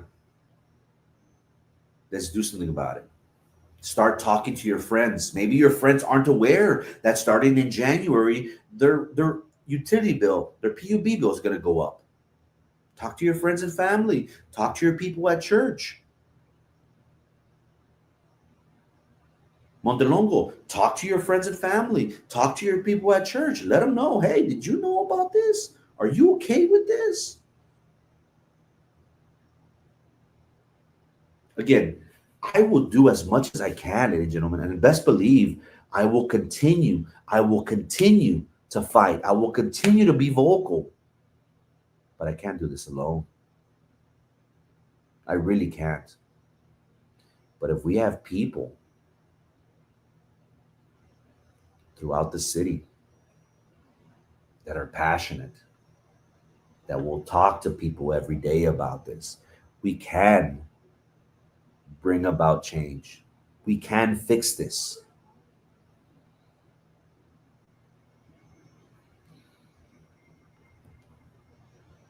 What about getting another electric company? That is very complex.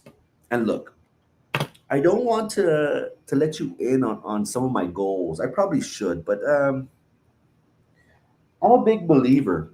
I'm a big believer in the power of manifestation. I really believe that. And, I may get flack for this. I may get criticized for this. I was raised with believing that if we wanted something very badly, if we wrote it down,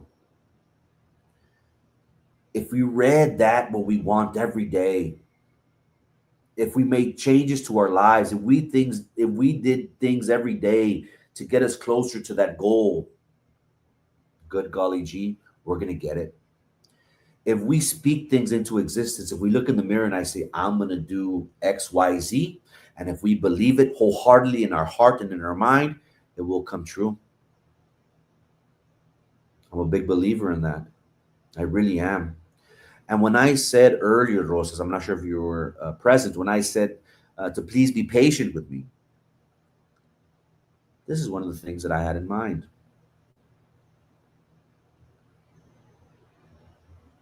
I want to bring Brownsville competition. I want to give you, my people, options.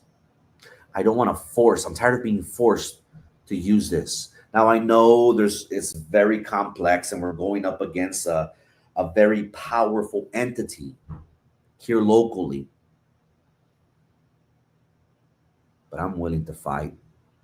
I'm willing to be vocal because I'm sick and tired of our people being used and abused. I really am. And this is, for me, it's a personal goal. It's a personal goal because, well, we have seen firsthand of how our people have been wronged by PUB. Again, I have the audit. I'm gonna talk about it. I know it's gonna bring up old wounds, but if we don't address these issues, if we don't talk about them, we're never gonna get anything done. That's one of my long-term goals, Rosas, to break up PUB, to give my people options. I know it's complex. The one, the one who put his money where his mouth is, the one that did something about it was Erasmo Castro. He filed a lawsuit against PUB and he won. Nobody was willing to put their name on it. He did. So that's very personal to me.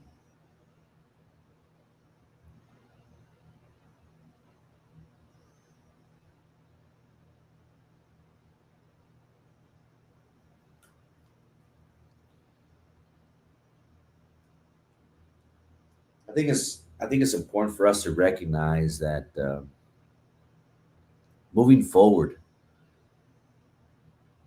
we have an opportunity, an amazing opportunity to make changes. I'm not going to say what I'm going to do, but that's one of my long-term goals. I want to say that's a 7-year goal of mine, 5 to 7 year goal of mine. I need to take proper steps beforehand in order for me to actually target this. But that is one of my goals, to bring Brownsville competition, to give you, my people, options, to lower your rates, to have competitive rates. That is my goal. Whenever we say things, I want it to have meaning. Nomás no quiero hablar nomás por hablar. We mean business, ladies and gentlemen. When we say we're going to do something, we're going to do it. Baby steps. All I ask of you is for patience. Best believe great things, big things are on the horizon. I genuinely believe that in my heart. Things need to happen little by little. But I promise you that that is one of my goals. How do we clean Brownsville? Educating. We need to have seminars. We need to be more engaged with the community. We need to focus on making sure we educate the importance of living clean, of promoting clean energy, a clean environment. We don't clean Brownsville by forcing people, because once we force people, they're not going to do it. Again, this is something that's going to take a long time. You can't just shock a system from one day to the next. That's not the way it works. You shock a system by slowly implementing, by educating, by promoting, by hosting seminars.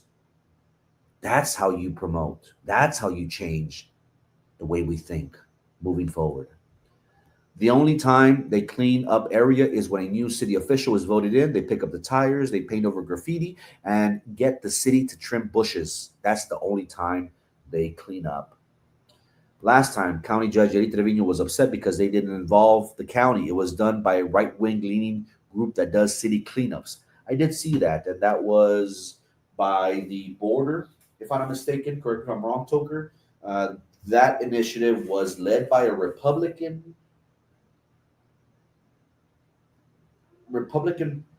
who was it? An organization out of Florida, and Constable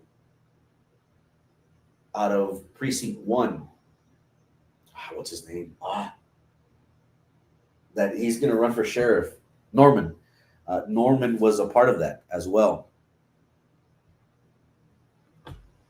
I know who you are, Gamboa. Promised us audits, lost lots of audits. I know now who you are. Thanks for that tidbit. Cleanups are great photo ops. How do you break the monopoly? By getting enough people to get involved. Again, this is something that's going to take a large portion of residents to get involved. This is going to take a class action lawsuit. This is going to take a lot of resources. That's why I tell you, my community, be patient with me. I'm not saying that this is going to happen from one day to the next. It's going to take time. It's going to take a while. But I promise you that we are taking the proper steps towards that. And it seems as if one of our goals or desires that what we thought was no longer able to happen, now, thanks to God and thanks to people that are supportive of our initiative, who are in tune with what is going on and genuinely want what's better for our area. I'm thankful to those people that this possibility is now looking like a reality. So that is why I say, please be patient with me, Brownsville. This is a long-term goal and I promise you, once we get there, they're going to know that we mean business.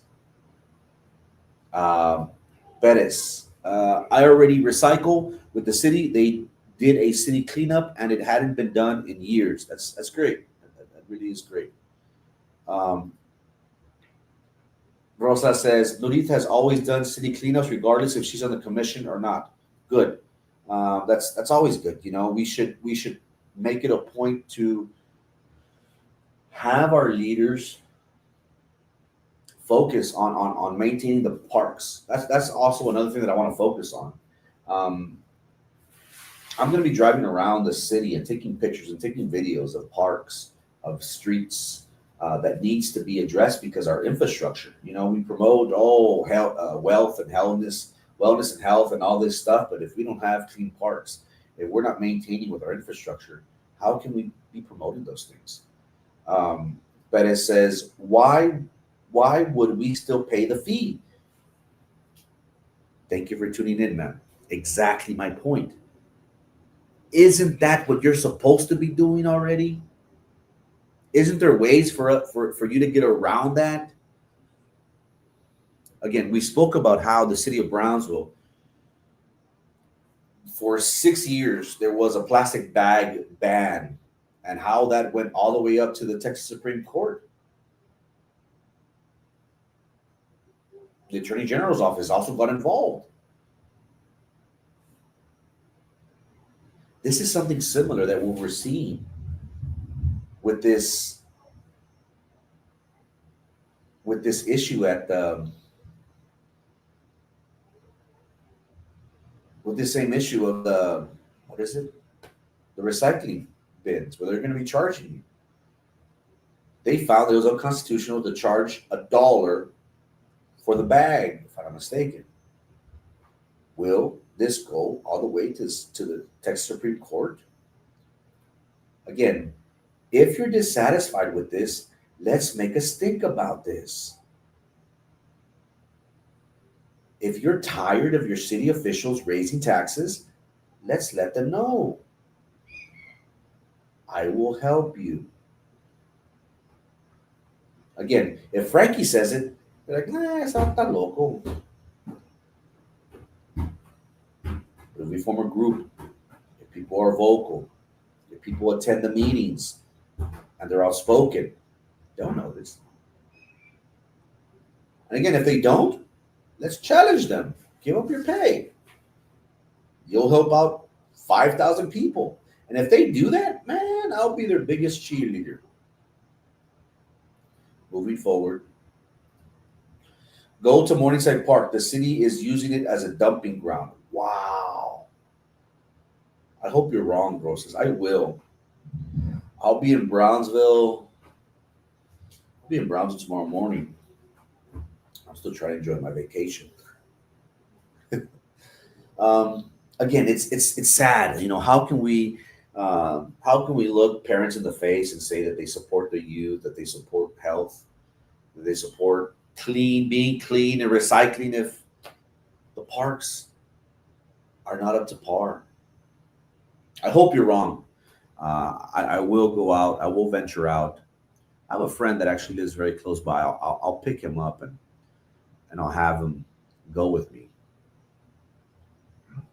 Tomorrow I have to be in Hidalgo County, that I remember, but I'll try my best to reach out. Thank you so much for advising me in regards to that issue. Ladies and gentlemen, I have a big issue with city leadership. We need a seat at the table, an elected seat. At PUB, I agree.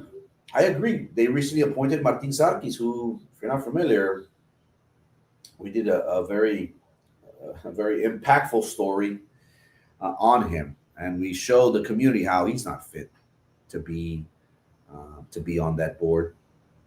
Possibly, we need the city commissioners to be involved. That will really change up the dynamics of it all.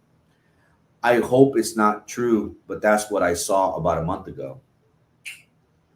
Say it ain't so, Rosas. Say it ain't so. Ladies and gentlemen, I don't know about you, but I'm sick and tired of having these politicians in office that just don't see our everyday lives, our everyday struggles. They think that $5, they think that $100 for BISD or your property taxes, it's not a lot. Quit being poor. It's important for us to recognize that these city commissioners, that these board members, they don't give a about you. They don't. All they want to do is raise taxes,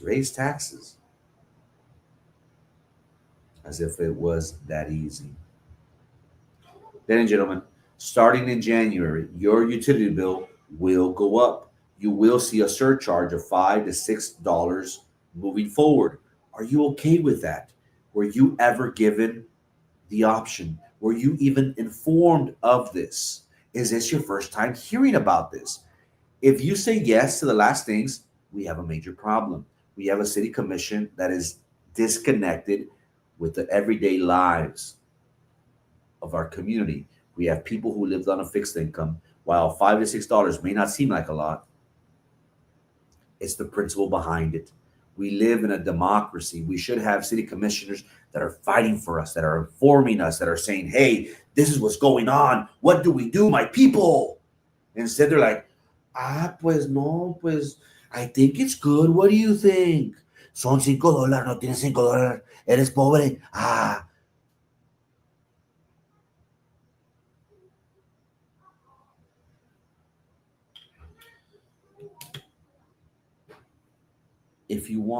If you let me, Brownsville, I will fight. I will make this an issue. I will continue to talk about this. They will have to address us sooner or later. But again, I can't do this alone. I ask you to join, be part of the cause. Again, if you haven't known already, I don't ask for much. I really don't. I will never ever ask you for money, Brownsville. I will never ever ask you for food. Well, depends what you're making. If you're sick and tired of your politicians taking advantage of you, if you're sick and tired of your politicians not addressing your needs, not asking you what you think in regards to increasing your bills, be part of the movement. I will be the face. I will take the bullseye. I will take the hits. I'm okay with that. I've come to that realization that this is my destiny. I live for this stuff. You want me to continue to be vocal? You want me to continue to fight for you? You want me to take it to them? You want me to make us think about it? I will. The only thing I ask of my community is to support the cause. How do you support the cause? Make sure you subscribe to all of our social media platforms. I need you to go on X, formerly known as Twitter, subscribe to my page titled Frankie Olivo. I need you to go on Facebook. I have 2 pages on Facebook, Olivo Frankie and Frankie Olivo. Subscribe to those pages. And most importantly, if you're down for the cause, if you want to support this movement, if you want to be part of this movement, make sure, if you haven't already, go to Frankie Olivo TV on YouTube. If you haven't already, create a Gmail account and subscribe to our channel. That is a way that you will help me moving forward. Again, I will never, ever ask you for money, my people. I'm not asking for much. I'm just asking to follow our social media platforms. What Bettis says is the sentiment that all of us residents of Brownsville should have. It should be optional. They should inform us about these increases. Essentially, it's a tax. It's an increase in our bill, however you want to call it. That's what bothers me, and it should bother you. Again, $5 to $6, may not be significant, but it's the principle behind it. It's the idea that the city commission doesn't care about you. If they did, they would let you know. If they did, they would do something about it. Ladies and gentlemen, thank you so much for your time and your attention. Best believe Good Morning Brownsville will come on religiously Monday through Friday at 9 a.m. If you haven't already, make sure you subscribe to our YouTube channel titled Frankie Olivo TV. I'm very appreciative of the time that each and every one of you give us, but our work is not done. We have a lot to fight for. But again, together, we can bring about the positive change that we need. And if you give me an opportunity, Brownsville, I will fight for you. I will be at the forefront. I will make sure that your concerns are addressed. I will make sure that you and your household have a better quality of life moving forward. Best believe that. We have big goals and big dreams, not just for myself, but for all of us as a whole. Again, I'm very proud of our work that we've done so far. Though it's not done. Greater things are in the horizon. I will make some sacrifices moving forward because I have goals, big goals. I don't want to reveal them just yet. All I ask of my community is to be patient with me. And I promise you, we will deliver. We will come through because that's what we do. We mean business, baby. Ladies and gentlemen, thank you so much for tuning in. Make sure you tune in tomorrow. We're going to focus on public safety. If you haven't already, make sure you subscribe to our YouTube channel titled Frankie Olivo TV. Ladies and gentlemen, thank you so much for the opportunity that you give us. Best believe that we don't take this job lightly. We want you to know that there is people out there that genuinely care about you, that genuinely want to give you and your family the very best. Ladies and gentlemen, my name is Frankie Olivo, and this is Good Morning Brownsville. Peace!